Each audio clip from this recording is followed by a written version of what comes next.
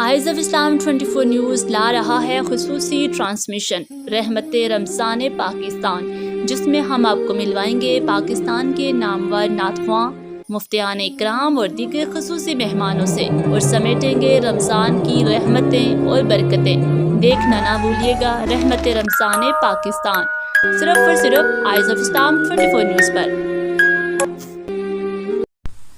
बिस्मिल्लाहिर्रहमानिर्रहीम।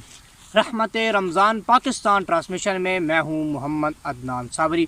तमाम देखने वालों और सुनने वालों को मेरी तरफ से अस्सलामु अलैकुम वरहमतुल्लाहि वबरकातुहू। नाजरीन, आज हमें ज्वाइन किया है इस्लामाबाद से हमारे बहुत ही प्यारे दोस्त हैं, पाकिस्तान के मरूफ व मशहूर मजहबी स्कॉलर अल्लामा इरफान कादरी साहब। चलते हैं उनकी जानिब। बिस्मिल्लाहिर्रहमानिर्रहीम। मैं अपनी जानिब से जनाब मोहतरम भाई कारी मोहम्मद अदनान साहब और उनकी तमाम टीम को मुबारकबाद पेश करता हूँ, जो 24 चैनल पर जो है उन्होंने रहमत रमज़ान के हवाले से खूबसूरत प्रोग्राम का इनेकाद किया है। अल्लाह रब्बुल आलमीन इनके इल्म व उम्र में बरकतें अता फरमाए। इरफान भाई, आज हमारा जो मौजू है वो है एतकाफ़ के हवाले से कुछ बातें। तो मेरा जो पहला सवाल है वो आपसे ये है कि एतकाफ़ के क्या मायने हैं और एतकाफ़ की सूरतें कौन कौन सी हैं। आया एतकाफ़ की हालत में हमें रोज़ा रखना चाहिए या नहीं रखना चाहिए, ये मेरे नाज़रीन को बताइएगा। कि एतकाफ़ का माना क्या है? एतकाफ़ का माना है कि एक जगह पर जमे रहना। तो इंसान जो है वो एतकाफ़ की जब नीयत करता है तो अपने कमर बस्ता होकर अल्लाह के घर के अंदर एक जगह जो है वो मुंतखब करता है और वहाँ बैठकर वो अल्लाह की याद के अंदर 10 दिन गुजारता है। अब यहाँ पर देखने वालों के लिए ये बात ज़रूरी है कि इत्तिकाफ़ की 3 किस्में हैं। एक है सुन्नत मुअक्किदा व कफ़ाया, दूसरी है सुन्नत गैर मुअक्किदा जिसको नफली भी कह सकते हैं, और एक है वाजिब सुन्नत इत्तिकाफ़ वाजिब करना, वाजिब होना। उसकी वजह क्या है कि वाजिब कैसे होगा कि अगर किसी इंसान ने कोई भी काम के लिए नीयत की थी कि उसके लिए इसने कहा था कि मैंने अगर ये मेरा काम हो जाता है तो मैं उसके लिए जो है वो मैं इतने दिन का एहतिकाफ़ करूँगा, मन्नत मानी, तो उस सूरत में वो वाजिब हो जाएगा। जितने दिन के लिए उसने जो है वो मन्नत मानी थी तो उसको उतने दिन के लिए एहतिकाफ़ बैठना होगा। अब दूसरी जो है वो सुन्नत मुअक्किदा है कि मतलब इंसान जिस तरह रमज़ानुल और कफ़ाया है, जैसे मतलब जो है पूरे शहर में अगर एक इंसान ने किया तो वो सबसे पूछा जाएगा। अगर एक इंसान एहतिकाफ़ बैठ जाता है तो वो ये है कि वो सबका अदा हो जाएगा। सुन्नत गैर मुअक्किदा नफली जिसको इत्तिकाफ़ कहते हैं, तो नफली इत्तिकाफ़ इसी तरह 1 दिन के लिए बैठते हैं, 3 दिन के लिए बैठते हैं, या मतलब उसके लिए वक्त मुकर्रर नहीं है। रोज़ा होना चाहिए, इबादत लाजमी बात है कि रोज़ा तो फ़र्ज़ है, लेकिन उस सूरत में किसी भी वक्त आता है तो वो नीयत कर लेता है, तो जितनी देर वो बैठा रहेगा मस्जिद के अंदर उसको इत्तिकाफ़ का भी सवाब मिलता रहेगा। आज का हमारा जो दूसरा सवाल है वो आपसे ये है कि एतकाफ़ के लिए उम्र की कोई कैद है कि बच्चा बालिग हो, नाबालिग हो, 12 साल का हो, 14 साल का हो। इस हवाले से मेरे नाज़रीन को बताइएगा एतकाफ़ के लिए कौन सी उम्र बेस्ट है और कौन सी उम्र बेस्ट नहीं है। हल किया है जिसके अंदर आपने कहा है कि इत्तिकाफ़ के लिए क्या क्या उसके लिए उम्र डिपेंड करती है, या क्या कितनी उम्र होनी चाहिए। देखें, इत्तिकाफ़ का जो असल मकसद होता है अल्लाह की याद में अल्लाह को राज़ी करना। इंसान जब दुनियावी मामलात के अंदर बिज़ी हो जाए, इंसान इस कदर महव हो जाता है तो वो अल्लाह के ज़िक्र से गाफिल हो जाता है।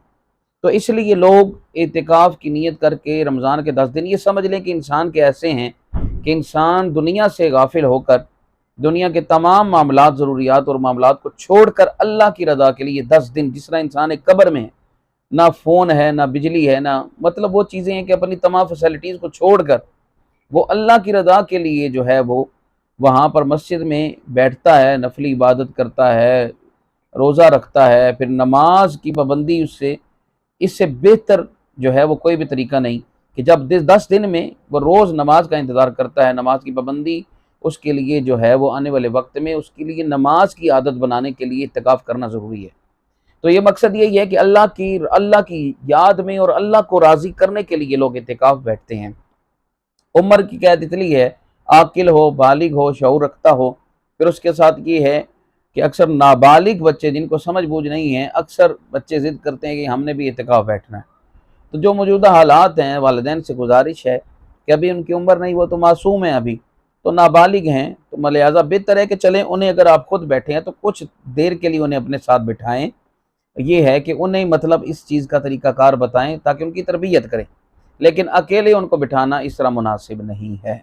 हमें ये बताइएगा कि एतकाफ़ की हालत में हमें कौन कौन सी इबादत करनी चाहिए? क्या कोई इबादत मुख्तस भी है कि ये हम कर सकते हैं और ये नहीं कर सकते? सवाल किया कि एतकाफ़ के हवाले से इबादत, देखिए इसके अंदर इबादत कोई मुख्तस नहीं की गई। आप ज़्यादा से ज़्यादा इबादत के अंदर, रियाजत के अंदर यही ज़रूरी है कि एतकाफ़ की बैठने की सूरत में क्या कोई इबादत मुख्तस की गई हैं, तो उसके लिए कोई ख़ास इबादत मखसूस नहीं है, मुख्तस नहीं की गई। तो उसके लिए ज़रूरी है नमाज की पाबंदी, पहले फ़र्ज़ अदा करें, फ़राइज़ अदा करने के बाद आप जो है नफली इबादत रात को सलात व तस्बीह अदा करें। लैलतुल क़द्र की रात को एक ज़बरदस्त किस्म का फार्मूला मुझे बताया गया था कि भाई रोज़ इंसान जब लैलतुल क़द्र की रातों में रोज़ उठकर 2 नफल अदा करता है, कुरान मजीद की तिलावत करता है, तो किसी में भी अगर जब लैलतुल क़द्र की रात होगी तो उस रोज़ अदा करने की वजह से ये होगा कि लैलतुल क़द्र की रात को अगर वो 2 नफल अदा करता है या कुरान की तिलावत करता हुआ, तो वो कई सालों की उसकी इबादत का तसव्वुर किया जाएगा उसमें शामिल, क्योंकि लैलतुल क़द्र की रात को कहा गया कि ये कई हज़ार महीनों से अफजल रात होती है, कई रातों से अफजल रात होती है। तो इसलिए इस लैलतुल क़द्र की रात को ढूंढने के लिए बेहतर है कि तमाम 10 रातों के अंदर जो है वो ताक रातें, उनमें आप नफली इबादत को ज़्यादा करें, कुरान मजीद पढ़ें। इरफान भाई, एतकाफ़ की हालत में हमें हुक्म से बचना है, क्या क्या अहकाम है जिन्हें हमने बजा लाना है और कौन कौन से वो अहकाम हैं जिनसे हमने गुरेज करना है, क्या क्या हमें एहतियात करनी है, ये मेरे नाज़रीन को बताइएगा। किया है उसमें इन्होंने कहा कि क्या आया इसमें क्या एहतियात ज़रूरी हैं। देखिए जी, एतिकाफ़ का माना ये है कि दुनियावी मामलात को छोड़कर, अक्सर आज लोग मोबाइल को भी साथ ले जाते हैं, कोई कुछ ले जाते हैं, कोई कुछ ले जाते हैं, या गैदरिंग बना लेते हैं, बाहर के दोस्तों को बुलाकर वहाँ पर कहीं बैठकर गप्पे शप्पे भी होती हैं, तो वो एतिकाफ़ का माना ख़त्म हो जाता है।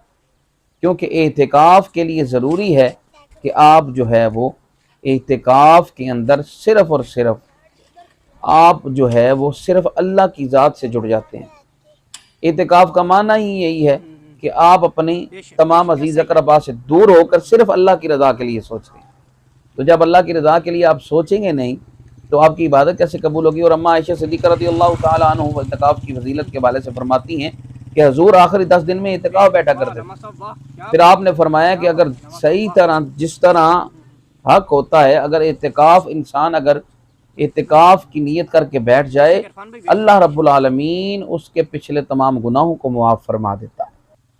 तो ये एतिकाफ़ इसलिए है कि तमामी अहबाब से गुजारिश है, इसका माना ये नहीं कि आप एक पिकनिक पे आए हुए हैं, वही दोस्त अहबाब आपके लिए जनाब अफ्तारी सहरी लेके आ रहे हैं, फिर उसके बाद बैठ के गप्पे शप्पे भी लगाई जाएँ, तो ये एतिकाफ़ का माना नहीं। उसके लिए बिल्कुल खामोश, बिला ज़रूरत बोलना मना, कपड़े चेंज करना मना, बिला वजह नहाना मना उसमें। तो इन चीज़ों का एहतियात ज़रूरी होती है। तो सामीन मोहतरम, जितने भी देखने वाले हैं 24 चैनल पर ये रहमत रमज़ान के खुसूसी प्रोग्राम के हवाले से, तो ये चीज़ें एहतियाती तदाबीर ज़रूरी हैं कि आप तमाम ज़रूरियात की चीज़ें तो ज़रूरी हैं, लेकिन ये मोबाइल का होना ये गैर मुनासिब है, उसके साथ दोस्त अहबाब का बैठना ये भी गैर मुनासिब है। अपने अजीज़ अक़रबा से भी कम मिलें, कम बैठें, कब दोस्तों के साथ ज़्यादा वक्त अल्लाह की रज़ा के लिए गुजारें। जब अल्लाह की ज़ात के लिए ज़्यादा वक्त गुजारेंगे तो वो तो एक एक घड़ी का जो है वो अजर व सवाब बिला हिसाब देने वाली ज़ात है। तो इसलिए तमामी अहबाब से गुजारिश है कि वो एहतिकाफ़ के लिए ये एहतियाती तदाबीर बहुत ज़रूरी हैं। आप इन चीज़ों से जो है वो एहतियात करें, और जिसको अल्लाह ने तौफ़ीक दी है वो अल्लाह की रज़ा के लिए एहतिकाफ़ बैठे, नफली बैठे, सुन्नत की मुताबिक बैठे। 10 दिनों के लिए बैठे तो वो सुन्नत कहलाई जाएगी, 3 दिनों के लिए बैठता तो वो नफली इबादत कहलाई जाएगी। तो रब करीम से दुआ गो है कि रब करीम हमारे इल्म व उम्र में बरकतें अता फ़रमाए, सही मानों में हमें रमज़ानुल मुबारक की इस महीने की इबादत रियाज़ात करने की तौफ़ीक अता फ़रमाए। और भाई कारी मोहम्मद अदनान साहब और उनके साथ तमाम जो है रहमत रमज़ान की टीम को मैं मुबारकबाद पेश करता हूँ। अल्लाह रब्बुल आलमीन इनके इल्म व उम्र में बरकतें अता फ़रमाए। जी नाज़रीन, आपने देखा कि हमें ज्वाइन कर रखा था अल्लामा इरफान कादरी साहब ने। मैं इनका बहुत मशकूर ममनून हूँ कि इन्होंने अपना कीमती वक्त नाज़ फरमाया और आज के हमारे इस रहमत रमज़ान पाकिस्तान ट्रांसमिशन का हिस्सा बने। अल्लामा साहब, आपका बहुत बहुत शुक्रिया। नाज़रीन, देखते रहें रहमत Ramzan Pakistan transmission eyes of Islam 24 news channel पर मोहम्मद अदनान साबरी के साथ। मुझे दीजिए इजाज़त। अल्लाह हाफ़िज़।